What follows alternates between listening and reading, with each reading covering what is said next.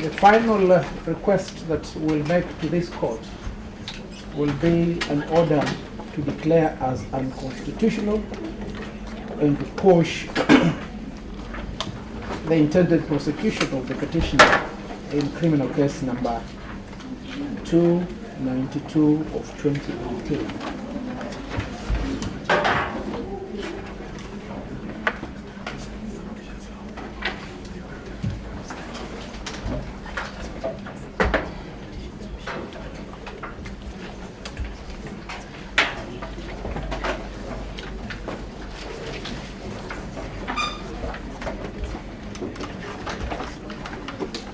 This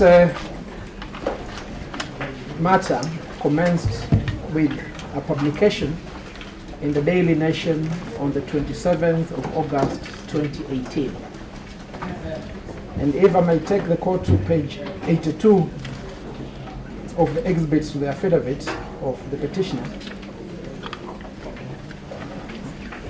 The petitioner first came to know of the investigations against herself pursuant to the headline of that day titled "Top Judge to be Arrested Over Sleaze."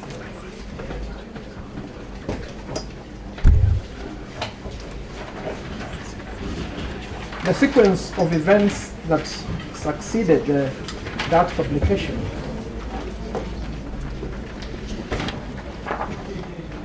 is best captured in the statement under inquiry, which was recorded by the petitioner on the 28th of August 2018 at 12:30 p.m. Now, before the statement of the petitioner was taken, the investigating officer, Abdallah Komesha, read to her the caution in which he indicated that we are inquiring into allegations of suspicious financial dealings with Grand Forest Hospital Japan Limited and Ryle Investments Limited.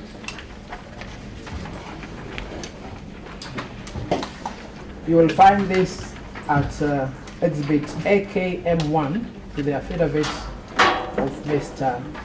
Abdallah Komesha. Immediately after the caution that was read to the petitioner, our statement was recorded thus: "As regards my dealings with Grand Hospital Japan, Ryle Investments Limited and Imperial Bank Limited, these were pure commercial dealings of borrowings and purchases and sales, and are not tantamount to abuse of office, and I have nothing to say on the same."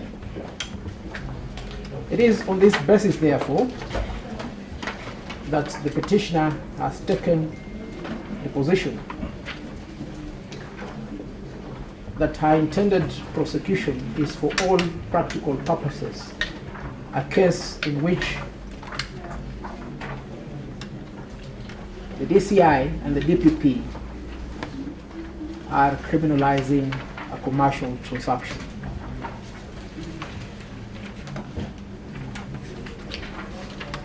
The commercial transaction between the petitioner and Imperial Bank Limited commenced on the 15th of August 2013, when the petitioner made a request for a facility to the bank. You will find this request attached to the affidavit of Mr. Komesha as Exhibit AKM 39, 3A. It is a letter dated the 15th of August 2013, signed by the petitioner and directed to the Group Managing Director of Imperial Bank.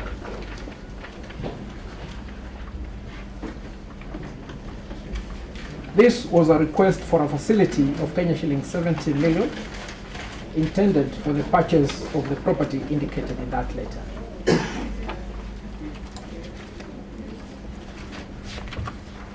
Now, on the 23rd of October, whilst the bank was processing that facility, the petitioner applied for a short-term loan in the sum of Kenya shillings 12 million, which was advanced to her on that day, the 23rd of October 2013. You will find evidence of this fact in the statements of Mr. Ahmed Muhammad, which is exhibited as AKM9 to the affidavit of commercial. Mahmoud is the receiver manager of Imperial Bank.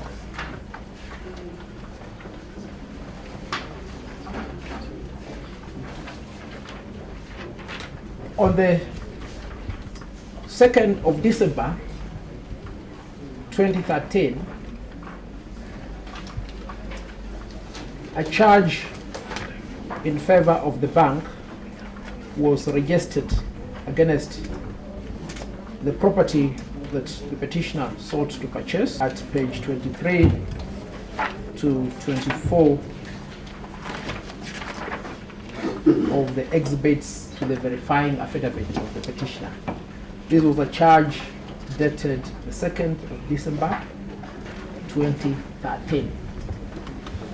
It is pursuant to this charge that the sum borrowed by the petitioner was secured.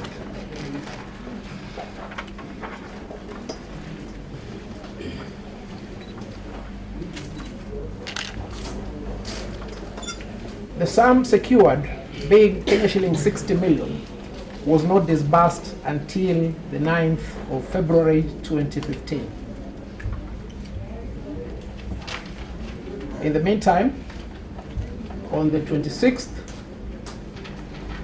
of November 2014, the petitioner repaid part of the loan of 12 million Kenya shillings by making a cash payment of 10 million Kenya shillings to the bank. Again, you will find this testimony in the affidavit of commercial as set out in the statement of Mahmoud Ahmed Muhammad.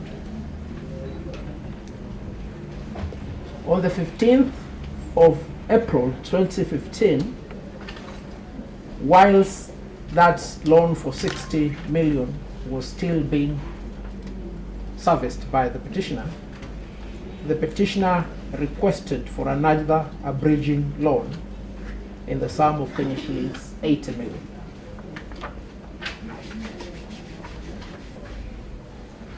The fact of the request of this loan is captured both in the statement of Mahmoud Ahmed Muhammad as well as the statement of Naima Ahmed Shah and the statement of Shamji, all of which are exhibited in the affidavit of commercial.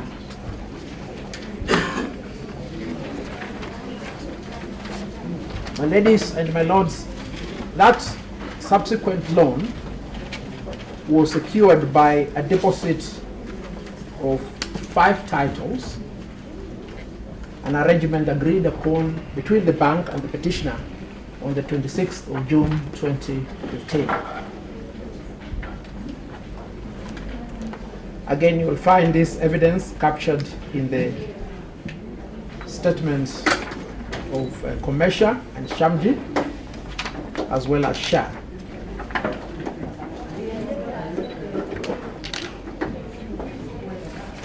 The properties that were given as security are set out in detail in the statement of Shamji at page 4.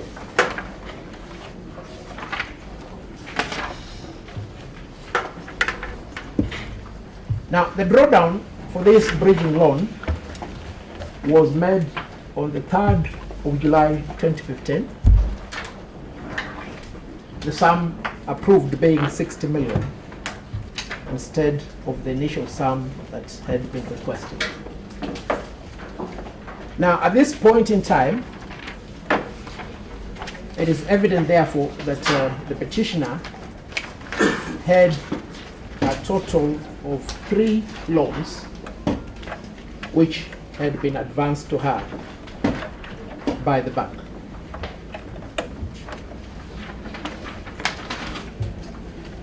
And if you look at the statement of Mahmoud Ahmed, page 2 thereof, a table of those 3 loans is set out. The first loan was taken on the account indicated therein as 024 TLLC 133230001, the loan of 12 million. At the time of the making of the statement by Mr. Ahmed, the receiver manager, the loan had been repaid in full.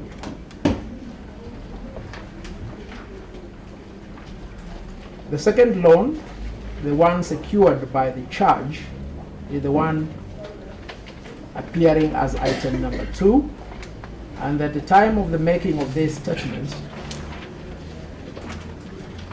the outstanding amount is set out as Kenya shillings 59,396,653. The security for that loan is indicated there.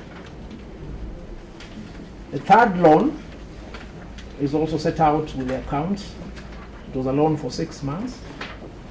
The amount indicated as outstanding by the time of the making of this statement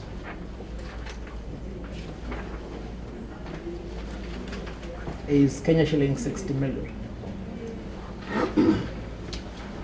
And the security on the loan are the 5 properties that I have indicated.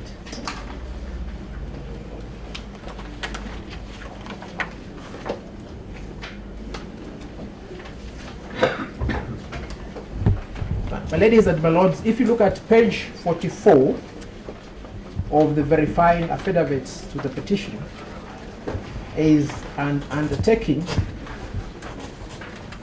dated the 12th of November 2015, in which the interested party, as advocate for the petitioner, undertook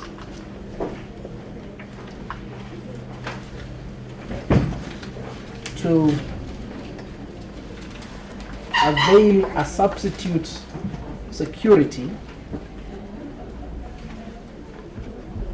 being LR number 3734/1129 in consideration of the discharge of charge over the initial security on the 2 properties being 3734/202 and 3734/209. At page 45 of the exhibit to the verifying affidavit is an acceptance of that undertaking by the bank, which is dated the 22nd of December 2015. The bank set out the terms upon which the undertaking of the interested party will be accepted. And in the second paragraph, the bank stated as follows: the principal outstanding on this long-term loan is currently 59 million. And then in the third paragraph, the bank proceeded to state as follows: we further understand that you intend to use the sale proceeds, now the sale proceeds of the 2 properties early charged, to clear your short-term loan, the short-term loan being the one secured by the equitable mortgage over the 5 properties, which is secured by simple deposits of securities.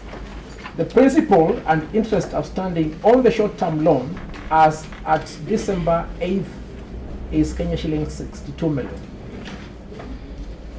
We also note that you have a further outstanding unsecured loan of Kenya shillings 2 million. 2 million represents the balance from the first loan of 12 million and the debit balance of Kenya shillings 265 in your loan repayment account. Now, the bank makes its final demand. We undertake to release the discharge and the titles of LR number 237-34/202 and 237-34/209 within 7 days of full payment of your short-term loan and the unsecured loan and part payment of the long-term loan from the sale proceeds. So the payment related to the 3 loans. Payments should be made to Imperial Bank in receivership accounts detailed there.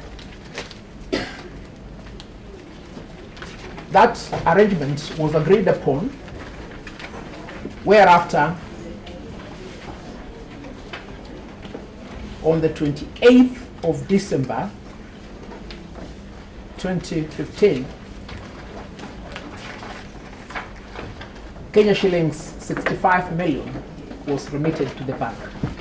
And you'll find evidence of this remittance at page 58 of the exhibits to the verifying affidavit. Sorry, madam? A total sum of Kenya shillings 65 million.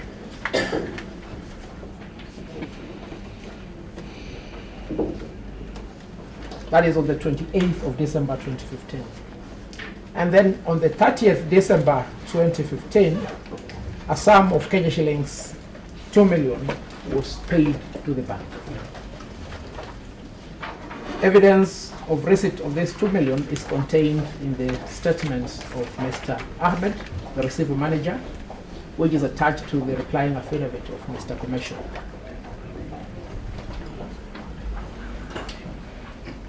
On the 21st of March 2016, the petitioner sold and transferred the 2 properties that were being discharged.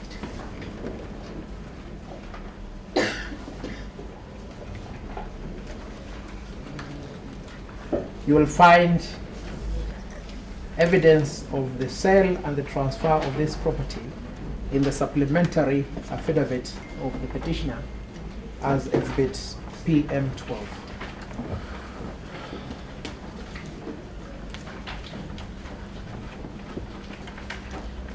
Now, out of the proceeds of the sale of those 2 properties, the petitioner remitted to the bank a total of Kenya shillings 35 million on the 17th of June. Now, my ladies and my lords, you will see that there is a period between December and June 2016 that appears unexplained.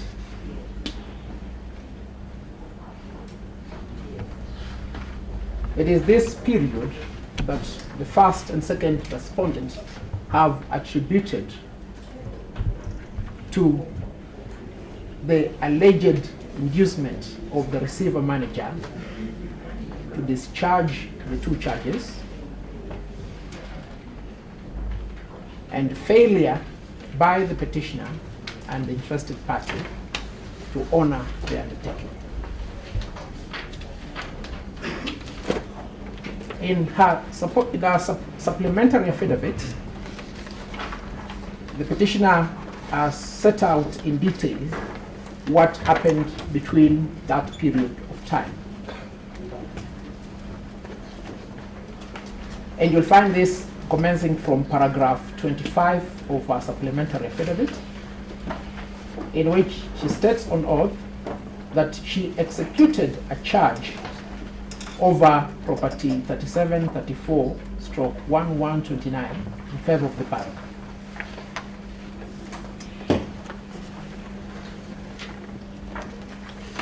Her testimony is corroborated by the statements of her advocate, which was recorded by the investigating officers and you'll find these statements attached to the affidavit of Mr. Commercial.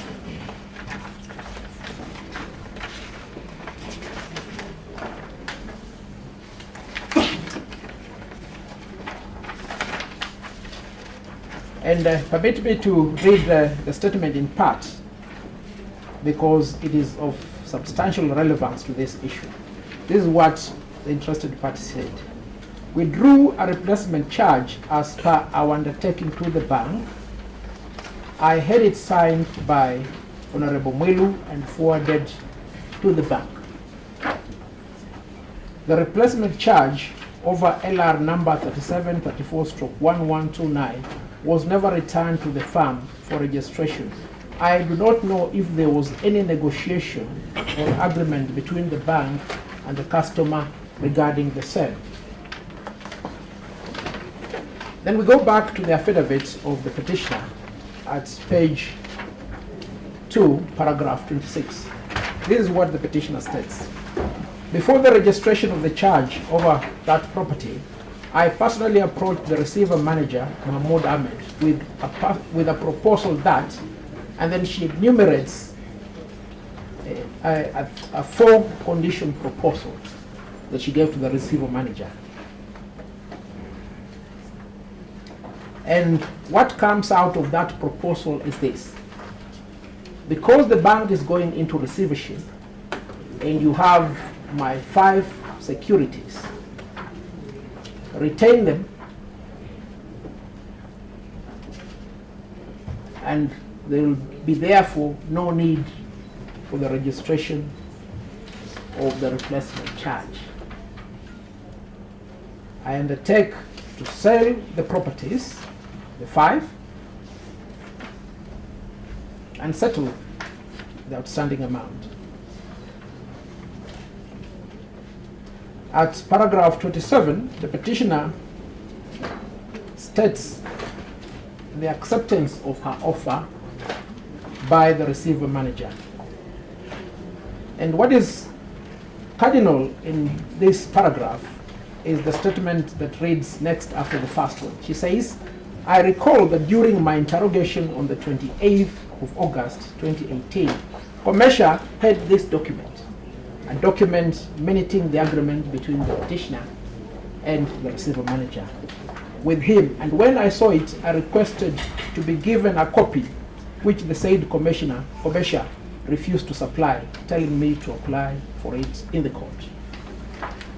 Now, this is testimony under oath.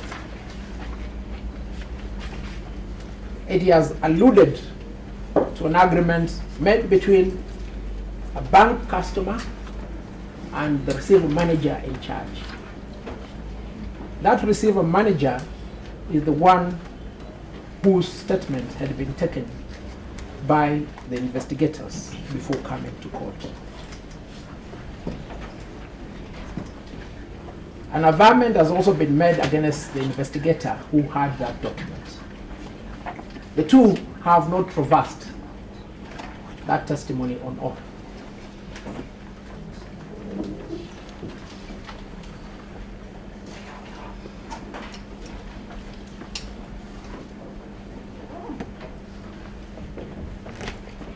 But more intriguing, and what I want just to take the court through in a short while, are the statements of the bank officials. We'll start with the statements of Mehbuba Jeferali Shamji.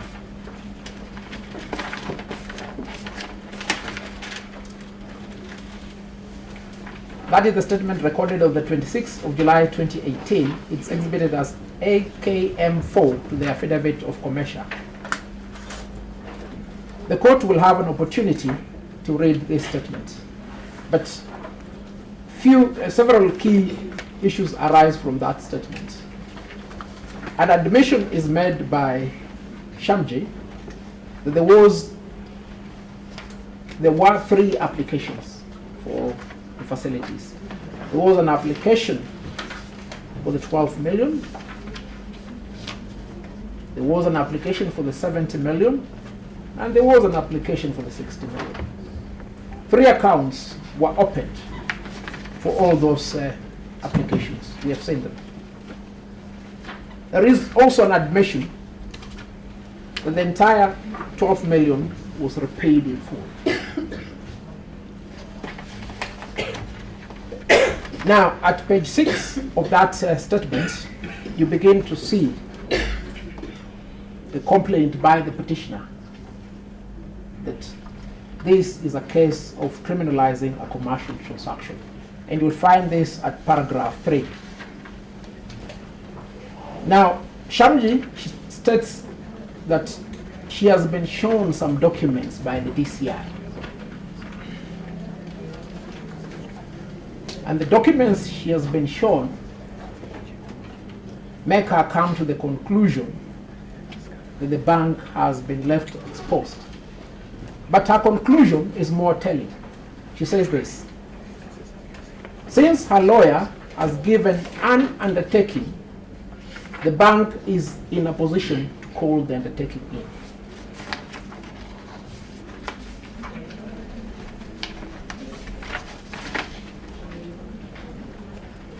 Second is the statement of Peter Nzuki. I'll not dwell upon it much. I'll take you straight away to page 6 of that statement. And at page 6, Nzuki states 2 items. One, he says there is a clear breach of contract by the advocate and the client in respect of the handling of the security. And he concludes immediate remedial action is to call in the law firm's professional undertaking for full settlement of the outstanding debt or deliver to the bank duly charged title over property 37, 34, stroke 11, stroke 29.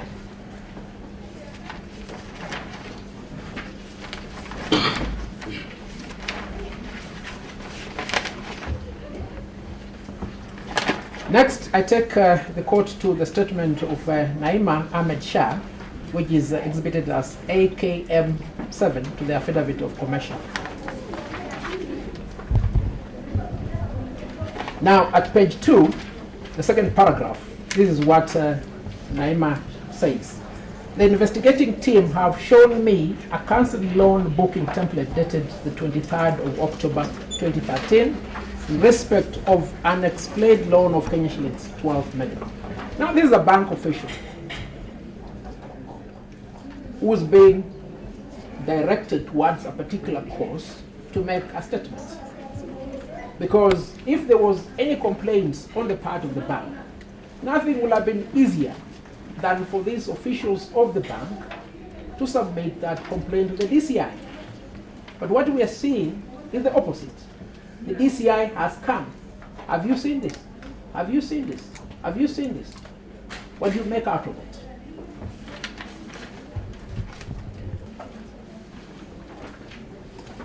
She again comes to the same conclusion as the preceding bank officers, that this is a contractual matter between the bank and its customer. The next 2 statements are important because they are made by the receiver managers. And the first receiver manager was Mr. Peter Kariuki Gatere. His statement is made on the 10th of August 2018 and is AKM 8. The same narrative appears, and we start seeing it at page 3, the first paragraph. The investigating officer has shown me a copy of a discharge of charge. Paragraph 3. The investigating officer has shown me copies of the titles for 37, 34, 202, indicating that they were collected by the borrower. And then lastly, it also indicates I was also shown a copy of a title, LR number 3734/1129, indicating the discharge of charge. Lastly, the statement of Ahmed Mahmoud. This is the one dated the 16th of July 2018. Mahmoud has given a very elaborate chronicle of the bank-customer relationship between IBA and the petitioner. He has confirmed the manner in which the accounts were opened, the manner in which the loans were serviced. But what is very telling is what appears at page 1 of his statement. 1, 2, 3. Paragraph 3. He says, on the 6th of July 2018, the corporation was served with a court order allowing the DCI to investigate bank accounts domiciled at Imperial Bank in receivership, in miscellaneous application number 2225 of 2018. The investigators immediately requested for the bank loan books as at 13th October 2015, when it was placed under receivership. I complied with the order and subsequently followed by another request for 10 client loan files, including that of Justice Philomena Mwilu, and he sets out the 3 accounts.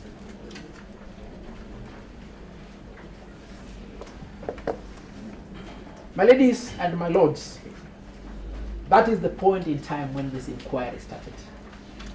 And the inquiry did not originate from the bank. It originated from the DCI. But even then, that inquiry is fundamentally flawed. We say that that inquiry is fundamentally flawed for the reason that the order alluded to by the receiver manager had nothing to do with the accounts of the petitioner. You will find the request for that order at page 37 to page 40 of the exhibit to the supplementary affidavit.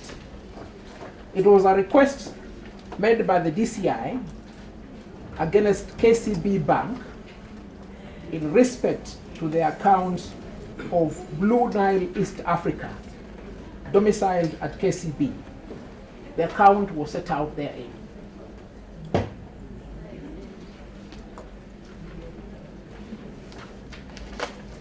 And then the order eventually granted by the court is at page 41. The order was specific to the account. It was specific to the bank. Again, this is a matter in respect of which the petitioner has testified on oath, not traversed by the receiver manager Ahmed, not traversed by commercial.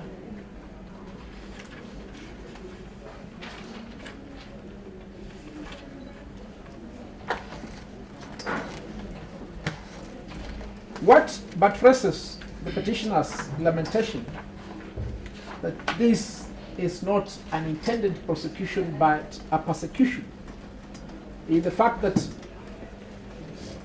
one, the bank has not made any complaint, and two, if at all there was a complaint, it was a complaint in respect of which there is a remedy in the civil process.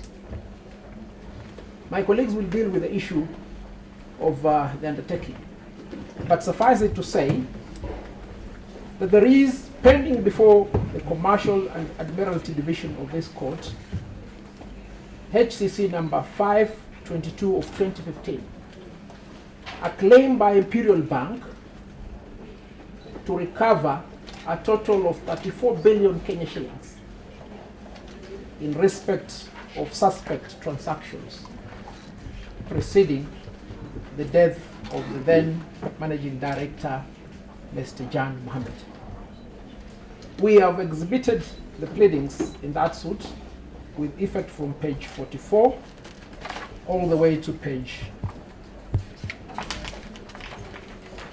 146. My Lord Justice Francis Kiyot is very familiar with this case, as it has been on your desk for a while. And what are we saying? We're saying this. If the bank has a dispute with the petitioner, it is not the function of the DCI to manage that dispute.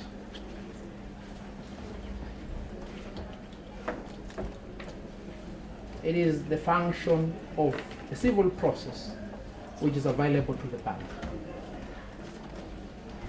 But we have seen the bank is not in doubt as to what its remedy is.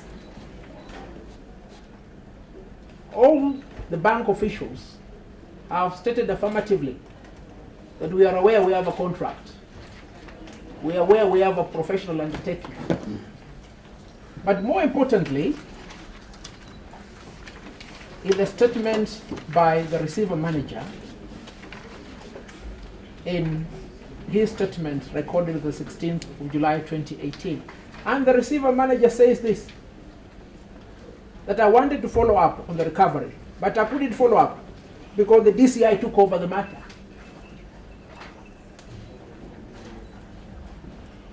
The DCI is wailing more than the bereaved. In fact, the bereaved does not even realize that there is a death. I dare say there is no death.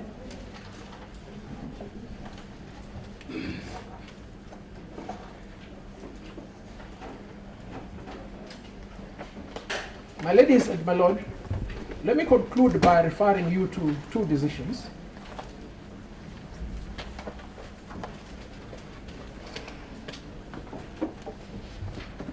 We'll start with a case appearing in the first list and bundle of authorities. The list and bundle is dated the 13th of September 2018. And the case is listed as item number 16. It is the case of Tomo Gender versus the Ethics and Anti-Corruption Commission. I will take the court straight away to the government and the decision made by the court. You will find this commencing from page 283 and terminating at page 287. The case related to a matter in which the Ethics and Anti-Corruption Commission had sought warrants to investigate the accounts of a bank customer. The plea by the petitioner was that the action of taking out those warrants and accessing the accounts contravened his rights under Article 47 of the Constitution, as read together with Article 50 of the Constitution. Much as the regime there was the regime under the Ethics and Anti-Corruption, the principle applies. The court came to the conclusion, which you'll find at page 287, that I am satisfied that Article 47, Subarticle 2, Subarticle 1 and 2, as well as Article 51, Subarticle 1 of the Constitution, were breached as alleged by the petitioner. In that case, the warrants were directed at the petitioners. They were directed at the petitioner's bank. In this case, we've seen the warrants were not even directed at Imperial Bank. They were directed at the KCB. They were not in respect of the accounts of the petitioner. The receiver manager claims that he sought legal advice.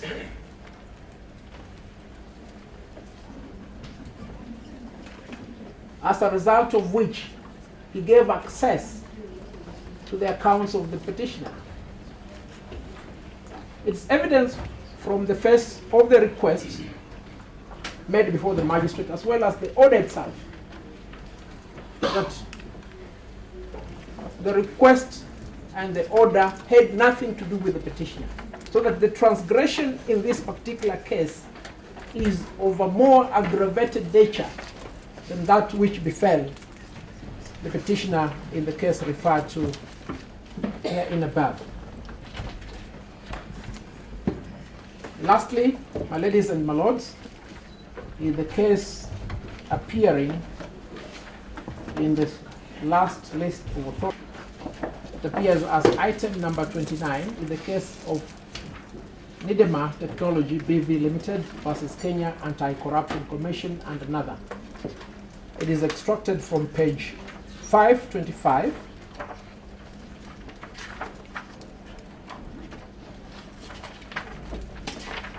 all the way to page 543 of the exhibits.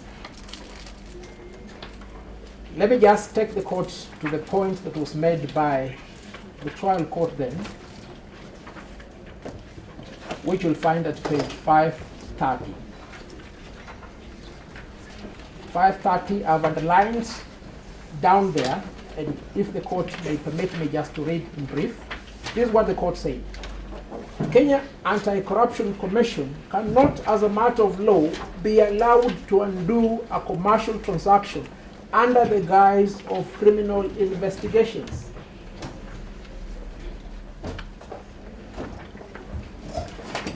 And in the preceding statement, the judge had given this warning. It is not clear who instructed Kenya Anti-Corruption Commission to carry out investigations in the first place.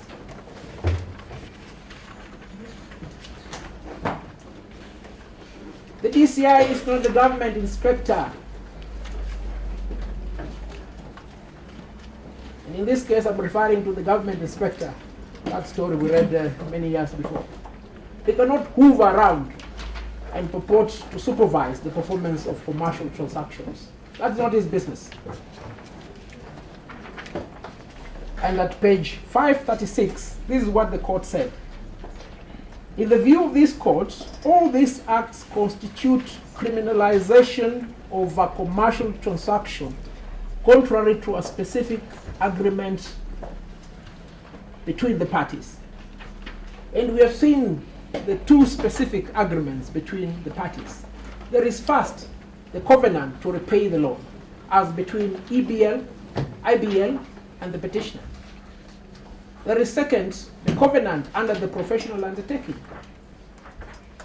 My colleagues will deal with those issues. I find that for this reason, that the first respondent is an intruder. It was never appointed by the government of Kenya to oversee commercial agreements, nor does SECA, which created it, empower it to purport, unravel, or adjudicate in commercial relationships involving the government. That case was even more peculiar because it was a contract to procure certain goods and services for the government. But the court still said, you cannot oversight this matter. Its function is to deal with any specific criminal acts of the individual companies. I find and hold that its actions and intended actions are ulterior to vindication of the criminal justice system. And with that, my ladies and my lords, permit me to conclude by saying there is a dichotomy between the civil justice system and the criminal justice system. The civil justice system has its function as compensation. The criminal justice system is a penal system.